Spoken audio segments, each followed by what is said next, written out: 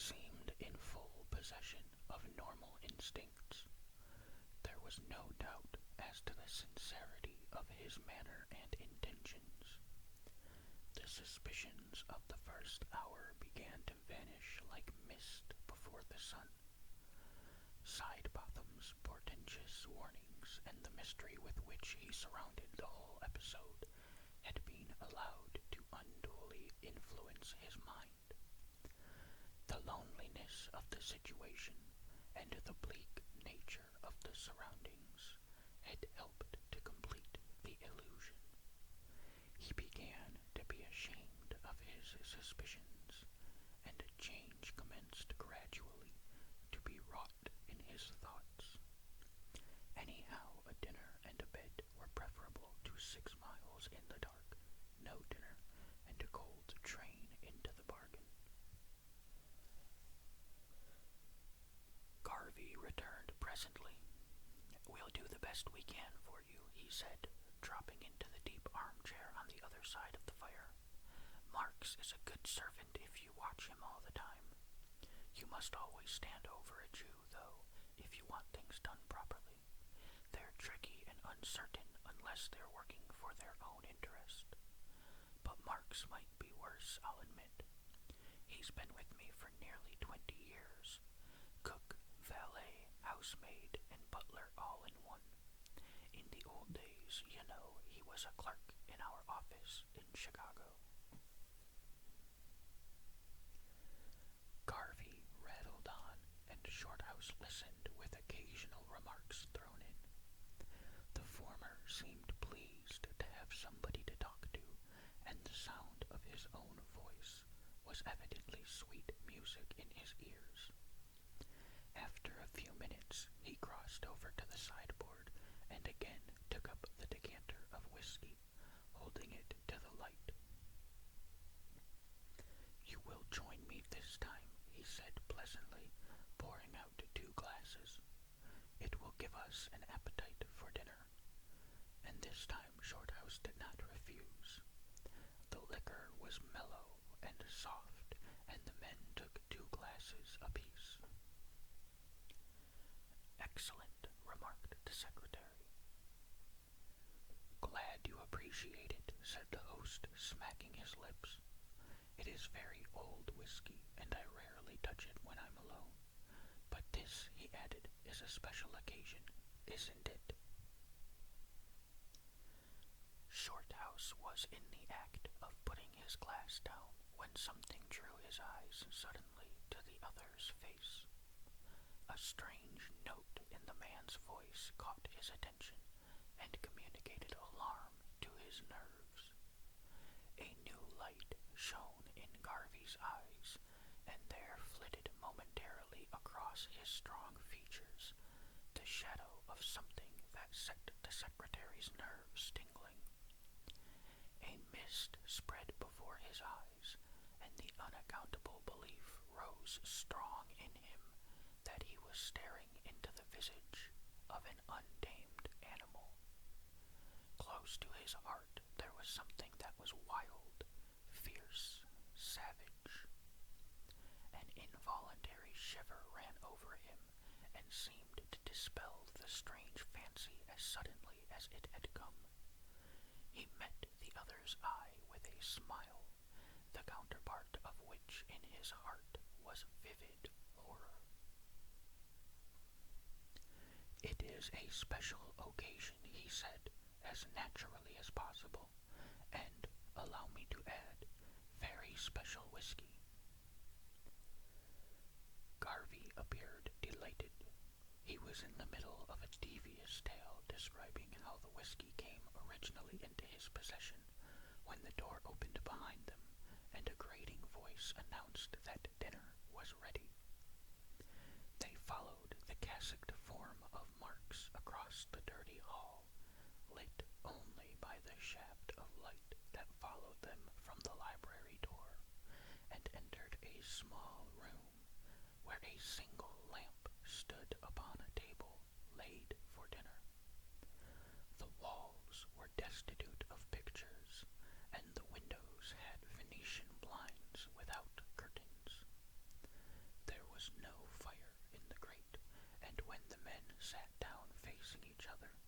Shorthouse noticed that, while his own cover was laid with its due proportion of glasses and cutlery, his companion had nothing before him but a soup plate without fork, knife, or spoon beside it.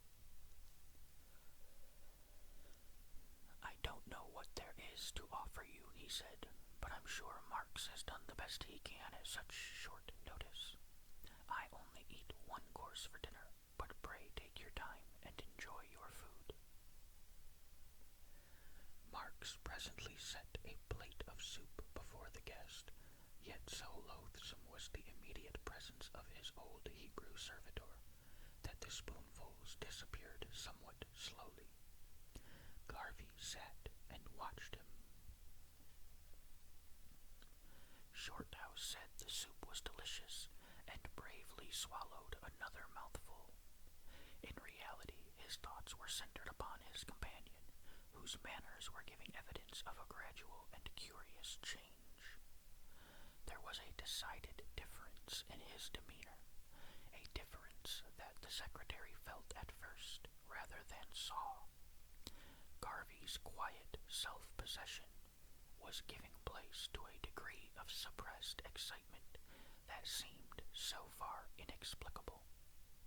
His movements became quick and nervous, his eyes shifting and strangely brilliant, and his voice, when he spoke, betrayed an occasional deep tremor. Something unwanted was stirring within him, and evidently demanding every moment more vigorous manifestation as the meal proceeded. Intuitively, Shorthouse was afraid of this growing excitement, and while negotiating some uncommonly tough pork chops, he tried to lead the conversation on to the subject of chemistry, of which in his Oxford days he had been an enthusiastic student. His companion, however, would none of it. It seemed to have lost interest for him, and he would barely condescend to respond. When Marx presently returned with a plate of steaming eggs and bacon, the subject dropped of its own accord. "An inadequate dinner dish," Garvey said, as soon as the man was gone, "but better than nothing, I hope."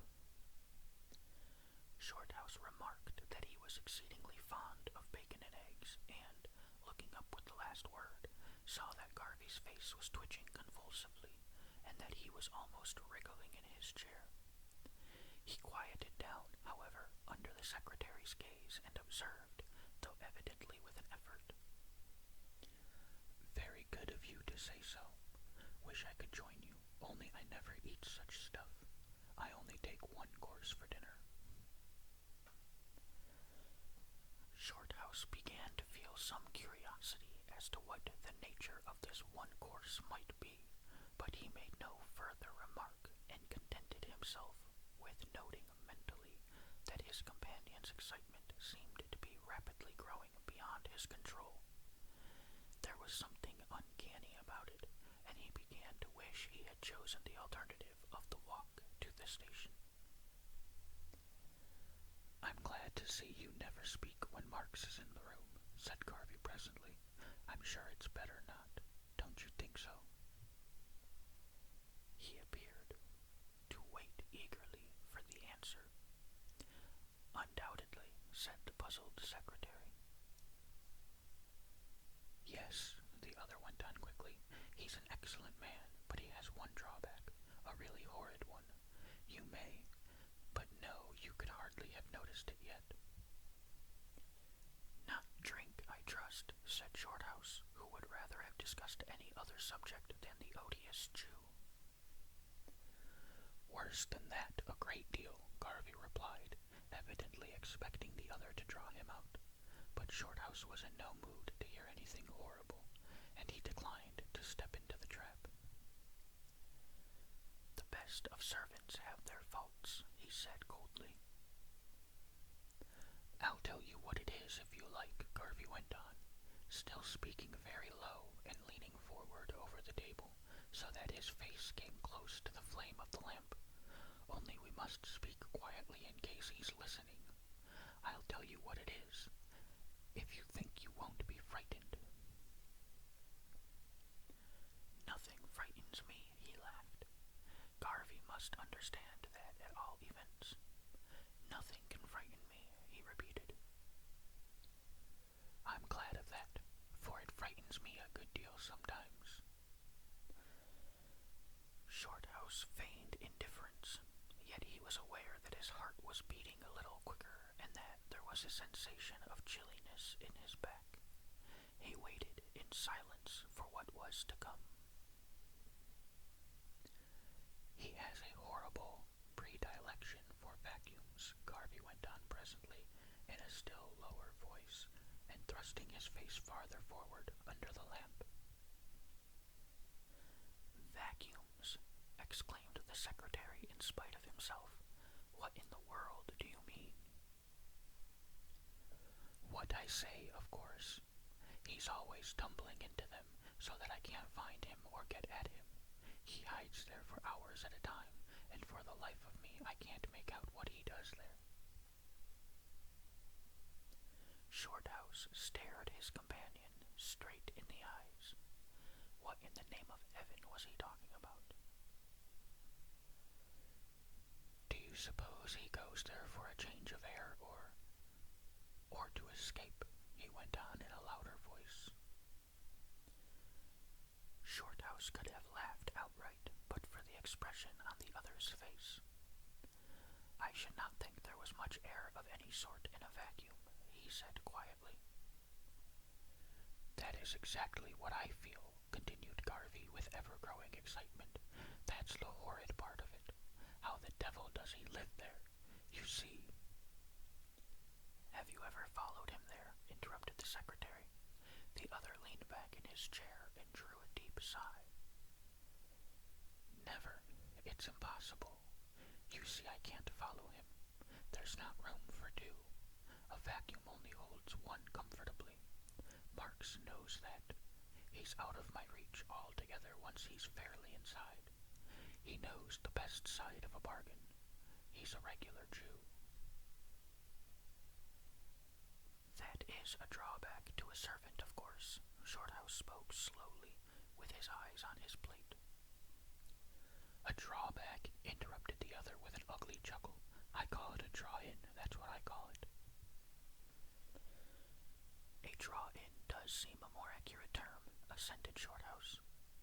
"But," he went on, "I thought that nature abhorred a vacuum. She used to when I was at school, though perhaps it's so long ago." He hesitated and looked up. Something in Garvey's face, something he had felt before he looked up, stopped his tongue and froze the words in his throat. His lips refused to move and became suddenly dry. Again the mist rose before his eyes, and the appalling shadow dropped its veil over the face before him. Garvey's features began to burn and glow. Then they seemed to coarsen and somehow slip confusedly together. He stared for a second, it seemed only for a second, into the visage of a ferocious and abominable animal, and then, as suddenly as it had come, the filthy shadow of the beast passed off, the mist melted out, and with a mighty effort over his nerves, he forced himself to finish his sentence. "You see, it's so long since I've given attention to such things," he stammered. His heart was beating rapidly, and a feeling of oppression was gathering over it. "It is my peculiar and special study, on the other hand," Garvey resumed. "I've not spent all these years in my laboratory to no purpose, I can assure you. Nature, I know for a fact," he added with unnatural warmth, "does not abhor a vacuum. On the contrary, she's uncommonly fond of 'em, much too fond, it seems, for the comfort of my little household. If there were fewer vacuums and more abhorrence, we should get on better. A damned sight better, in my opinion." special knowledge, no doubt, enables you to speak with authority, Shorthouse said, curiosity and alarm warring with other mixed feelings in his mind. But how can a man tumble into a vacuum? You may well ask. That's just it. How can he? It's preposterous, and I can't make it out at all. Marx knows, but he won't tell me. Jews know more than we do. For my part, I have reason to believe. He stopped and listened. Hush, here he comes, he added, rubbing his hands together as if in glee and fidgeting in his chair. Steps were heard coming down the passage, and as they approached the door, Garvey seemed to give himself completely over to an excitement he could not control. His eyes were fixed on the door, and he began clutching the tablecloth with both hands. Again his face was screened by the loathsome shadow. It grew wild, wolfish, as through a mask that concealed, and yet was thin enough to let through a suggestion of the beast crouching behind. There leaped into his countenance the strange look of the animal in the human, the expression of the werewolf, the monster. The change in all its loathsomeness came rapidly over his features, which began to lose their outline. The nose flattened, dropping with broad nostrils over thick lips. The face rounded, filled, and became squat. The eyes, which, luckily for Shorthouse, no longer sought his own, glowed with the light of untamed appetite and bestial greed. The hands left the cloth and grasped the edges of the plate, and then clutched the cloth again. "This is my course coming now," said Garvey in a deep, guttural voice. He was shivering. His upper lip was partly lifted and showed the teeth, white and gleaming. A moment later, the door opened, and Marx hurried into the room and set a dish in front of his master. Garvey half rose to meet him, stretching out his hands and grinning horribly. With his mouth he made a sound like the snarl of an animal. The dish before him was steaming, but the slight vapor rising from it betrayed by its odor that it was not born of a fire or coals. It was the natural heat of flesh, warmed by the fires of life, only just expelled. The moment the dish rested on the table, Garvey pushed away his own plate and drew the other up close under his mouth. Then he seized the food in both hands and commenced to tear it with his teeth, grunting as he did so. Shorthouse closed his eyes with a feeling of nausea. When he looked up again, the lips and jaw of the man opposite were stained with crimson. The whole man was transformed. A feasting tiger, starved and ravenous, but without a tiger's grace. This was what he watched for several minutes, transfixed with horror and disgust. Marx had already taken his departure, knowing evidently what was not good for the eyes to look upon, and Shorthouse knew at last that he was sitting face to face with a madman. The ghastly meal was finished in an incredibly short time, and nothing was left but a tiny pool of red liquid rapidly hardening. Garvey leaned back heavily in his chair and sighed. His smeared face, withdrawn now from the glare of the lamp, began to resume its normal appearance. Presently he looked up at his guest and said in his natural voice, "I hope you've had enough to eat. You wouldn't care for this, you know," with a downward glance. Shorthouse met his eyes with an inward loathing, and it was impossible not to show some of the repugnance he felt. In the other's face, however, he thought he saw a subdued, cowed expression, but he found nothing to say. "Marx will be in presently," Garvey went on. "He's either listening or in a vacuum." "Does he choose any particular time for his visits?" the secretary managed to ask. "He generally goes after dinner, just about this time, in fact. But he's not gone yet, he added, shrugging his shoulders, for I think I hear him coming. Shorthouse wondered whether vacuum was possibly synonymous with wine cellar, but gave no expression to his thoughts. With chills of horror still running up and down his back, he saw Marks come in with a basin and towel, while Garvey thrust up his face just as an animal puts up its muzzle to be rubbed. "Now we'll have coffee in the library if you're ready," he said, in the tone of a gentleman addressing his guests after a dinner party. Shorthouse picked up the bag, which had lain all this time between his feet, and walked through the door his host held open for him. Side by side they crossed the dark hall together, and, to his disgust, Garvey linked an arm in his, and with his face so close to the secretary's ear that he felt the warm breath, said in a thick voice, "You're uncommonly careful with that bag, Mr. Shorthouse. It surely must contain something more than the bundle of papers." "Nothing but the papers," he answered, feeling the hand burning upon his arm and wishing he were miles away from the house and its abominable occupants. "Quite sure?" asked the other, with an odious and suggestive chuckle. "Is there any meat in it? Fresh meat? Raw meat?" The secretary felt, somehow, that at the least sign of fear the beast on his arm would leap upon him and tear him with his teeth. "Nothing of the sort," he answered vigorously. "It wouldn't hold enough to feed a cat." "True," said Garvey with a vile sigh, while the other felt the hand upon his arm twitch up and down as if feeling the flesh. "True, it's too small to be of any real use. As you say, it wouldn't hold enough to feed a cat." Shorthouse was unable to suppress a cry. The muscles of his fingers, too, relaxed in spite of himself, and he let the black bag drop with a bang to the floor. Garvey instantly withdrew his arm and turned with a quick movement, but the secretary had regained his control as suddenly as he had lost it, and he met the maniac's eyes with a steady and aggressive glare.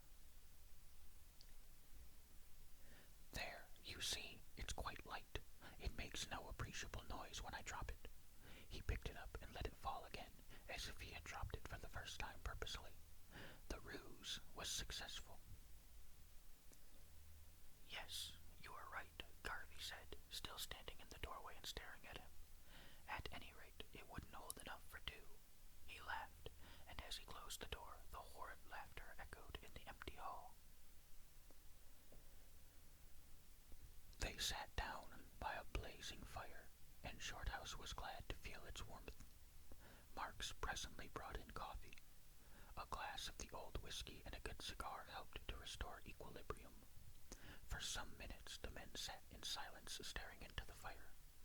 Then, without looking up, Garvey said in a quiet voice, "I suppose it was a shock to you to see me eat raw meat like that. I must apologize if it was unpleasant to you. But it's all I can eat, and it's the only meal I take in the 24 hours. Best nourishment in the world, no doubt, though I should think it might be a trifle strong for some stomachs."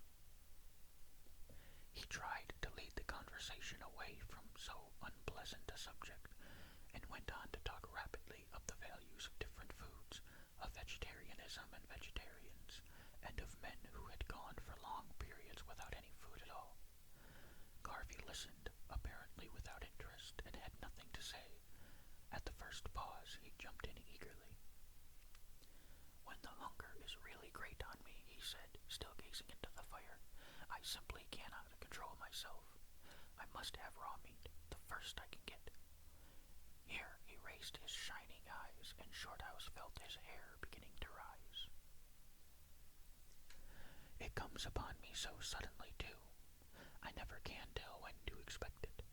A year ago the passion rose in me like a whirlwind, and Marks was out, and I couldn't get meat.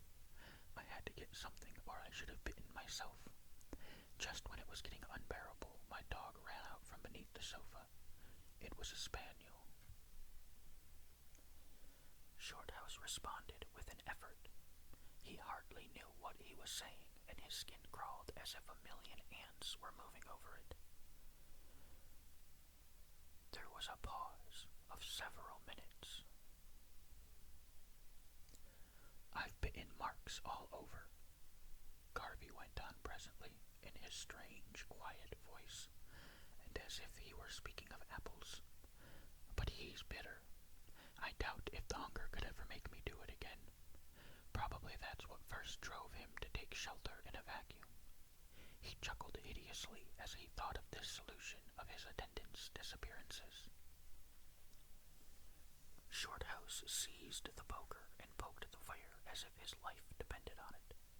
But when the banging and clattering was over, Garvey continued his remarks with the same calmness. The next sentence, however, was never finished. The secretary had got up upon his feet suddenly.